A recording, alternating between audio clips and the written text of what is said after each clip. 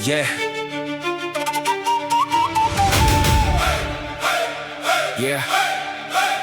Simulat sa pool nung bata pa ako, lagi akong nakakakita ng iba't ibang multo. Ibang multo naman ang tinutukoy ko, yung multong tumatakbo sa politiko. Lagi silang pangako, lagi lang napapako. Wala na bang taong matino?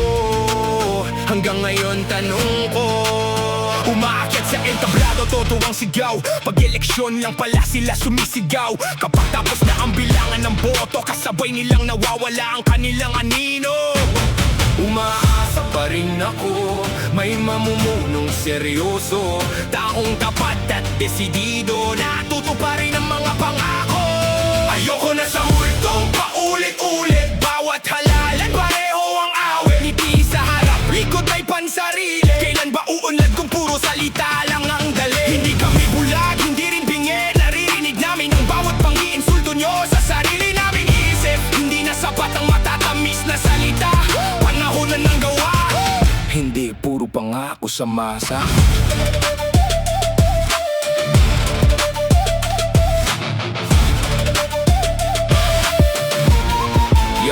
May kalsadang ilang dekada ng sira, bawat kampanya lang nila inaalala. May batang gutom, may amang pagod, pero ang nasa isip nila ay sariling trono at korona. May ospital pero kulang ang gamot, may eskwela pero kesa may butas-butas. Bawat buwis namin pinaghirapan, sana'y bumalik sa bayan, hindi sa bulsa ng iilan. Hindi namin kailangan ng tarpaulin, hindi namin kailangan ng pa-picture scene. Ang kailangan namin ay leader na totoo, na hindi mawawala pagkatapos ng boto. Darating din ang araw, sana'y magising, hindi na mabili ng pera ang damdamin. Pipili ng leader na may paninindigan, hindi dahil sa apelyido kasikatan.